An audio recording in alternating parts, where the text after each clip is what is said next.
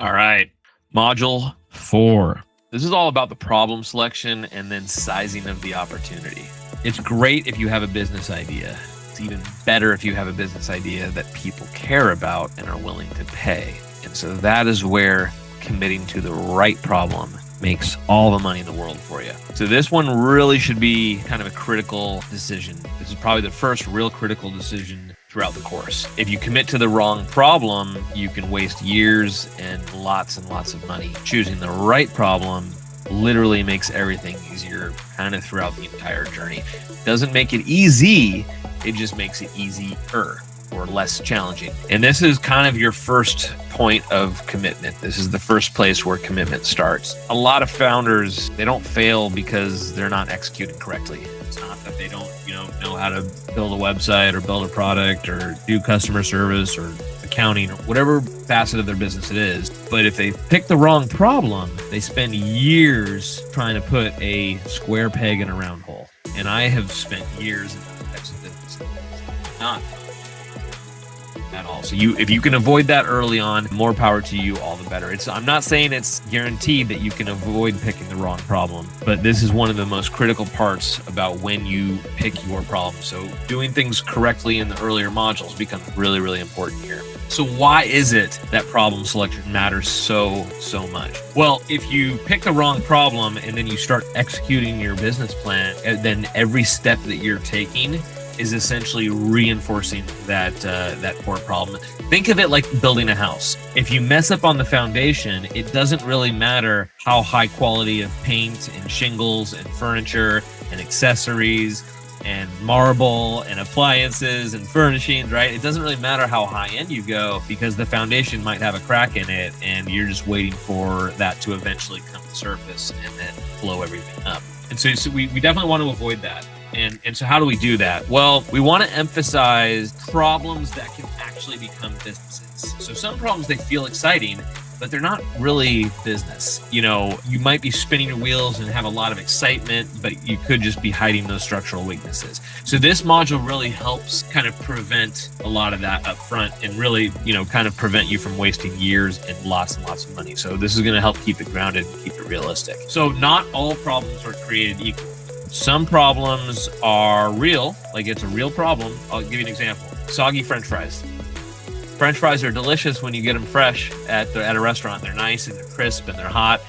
But if you take them to go, they get soggy, and it happens quick, right? It happens within a few minutes, but sometimes. It's a real problem. People eat French fries all over the world every single day. But inventing something that would keep them crisp throughout the transportation home process, yet still be disposable because people are going to just throw that stuff away, and still be cost effective and not take up too much room, right? Logistically, you got to ship the stuff out. These are disposable things. When you take away, right, it's a little plastic, it's a little bit of paper, whatever. It's all stuff that can be thrown away that costs literal pennies in production. If you had like an air-cooled, fancy French fry heat recirculator, whatever, could you invent one? Absolutely. It'd be like a little mini air fryer. It could be powered on batteries, whatever. Yes, you could invent it. But should you? Would anybody actually pay for that? Is it a problem? What I'm saying is it a problem that is big enough that is actually worth solving? And so that's a ridiculous example, but hopefully it helps drive the point home. The best problems are the ones that are frequent, costly, and urgent, and then even better if they have clear ownership. So what's an example of that? Okay, what's a frequent, costly, and urgent problem? Okay, well, I'll give you one from years ago. Internet had just been invented, but reliable, cheap, available, mass available internet was not even something that was possible yet. And having free Wi-Fi hotspots and all these sorts of things that we take for granted today that literally are everywhere is not something that always existed. That was a clear problem. It was frequent, right? People needed to get on the internet every single day. Is it costly? Yeah. People not being able to jump on Wi-Fi or whatever, it prevents them from being able to make transactions, order your products, pay for your services. So it was real important for companies to invest in the architecture to get Wi-Fi hotspots into their buildings. That's just an easy example. Frequent, costly, urgent, and there's a clear owner, right? The business owner is going to want to solve that problem so that people can be connected and pay and actually stream their services or pay for their stuff. So in summary, not every problem is worth solving or worth building a business around, and you want to make sure that you have a problem that is something where people are actually going to get motivated to solve it and pay for it. That's on the customer side. On your side, that's where the founder fit obsession test comes into play. This is just something I think you want to sit in a quiet place for a moment or two and really just have an honest conversation with yourself. Is the problem that you're looking at something that you literally could eat, sleep, and breathe for the next 3 to 10 years? If it's not, then you shouldn't be doing it. It will take years. Whatever you're thinking about, I promise you, it's going to take years. It just will.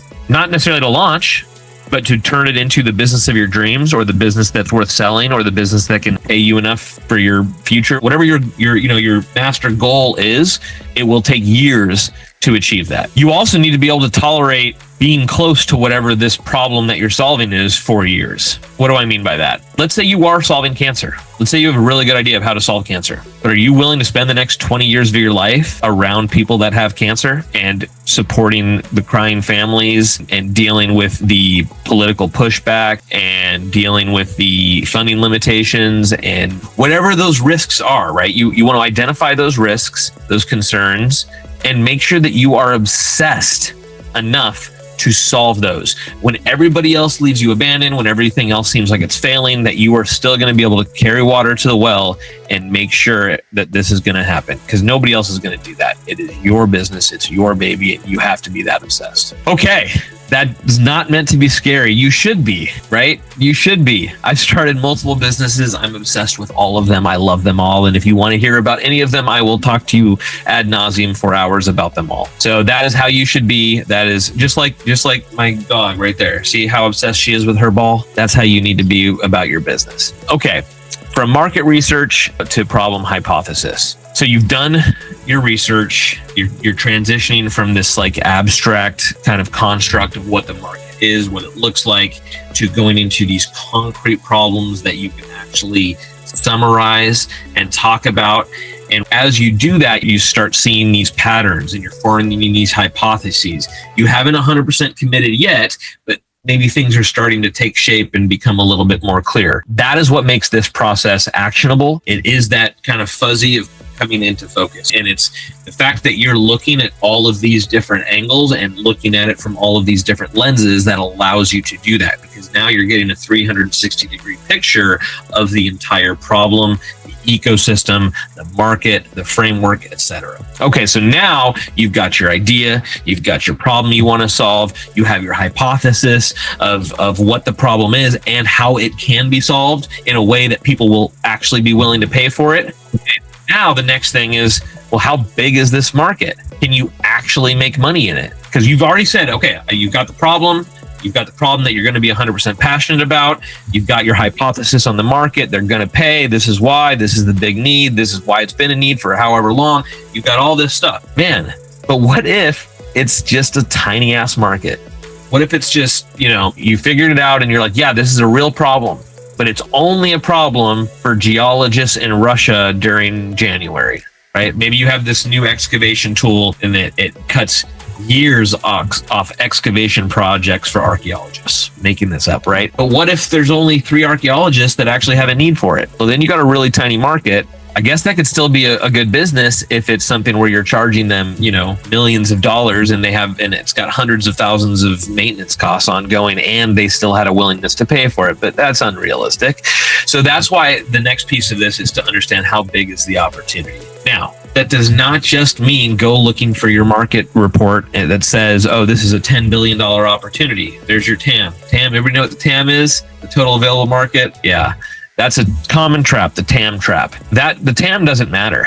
You're not Apple, you're not Google, you're not going to own the entire market. You're going to get this tiny little sliver of this tiny little market that you are then going to have to scratch and claw to get bigger and bigger, while scratching and clawing to maintain the market share that you have, because everybody else is going to be coming after you as soon as you launch.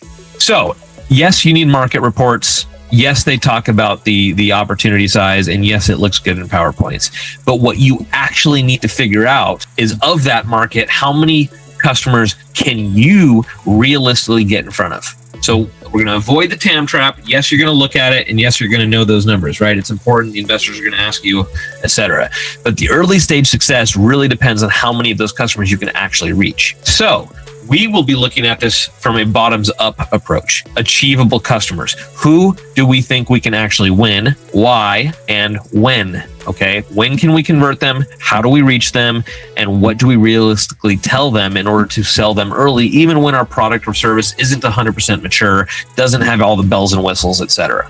So you're just one person. Are you hiring a team? Are you doing distribution partners? Are you selling online through your website? Are you going to Amazon? How much money do you have to spend on ads, et cetera? There's a million different questions, and we'll get into all of those later. But I want you to start thinking about those sorts of things as it pertains to how many customers you can realistically sell to in year 1 versus year 2 versus year 3 versus 4, and so on and so forth. A lot of people will look at it and say, oh, well, there's my market is 1 million people and it's a pretty big need. So I think 10% of them will convert every year. Boom. So I get 100,000 customers every year. So what is that? Roughly 10,000 customers a month. Okay. The math makes sense, right? You got a 1 million people in your market. You're going to convert all of them and you're going to get 10% of them a year with 10% of those every month, right? Nice and flat line, easy. It assumes that your funding levels stay the same, all this kind of stuff. The problem with that is who really believes that you're going to get 10,000 customers in year 1? Who really believes you're going to get 1,000 in month 1? Nobody's ever heard of you. Nobody's ever even been to your website or your social media. You have 0 followers right now. You don't even have a website, right? Maybe you do, maybe you don't, but you get my point. How many can you realistically get in front of? Are you doing the selling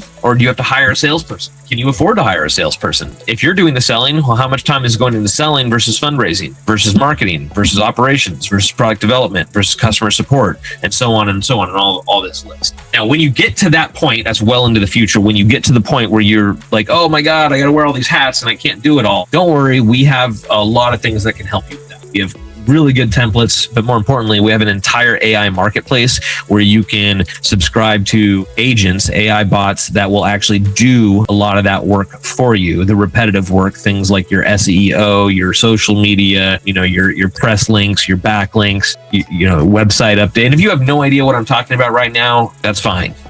Running your ads, right? Running your marketing, running your socials, whatever the case may be. We'll get into all that, but we have a really, really affordable market system that has a whole bunch of different bots that kind of do these things custom for you, for your business, trained on your own data, your own branding, et cetera. So we will help you with all of those problems once you get to them. You're not there yet. So again, we want to start with the bottoms up, ground up. How many different customers can you actually get in front of in year 1 versus year 2? Okay. The other side to that coin is what's called sales motion. Okay. This is your customer acquisition reality. We talked about who you could actually get in front of realistically and how much you can sell to them. It's important to understand what your problem is. Some problems, they sell fast, right? I'm hungry. I need to go eat. There's a fast food restaurant at the next stoplight.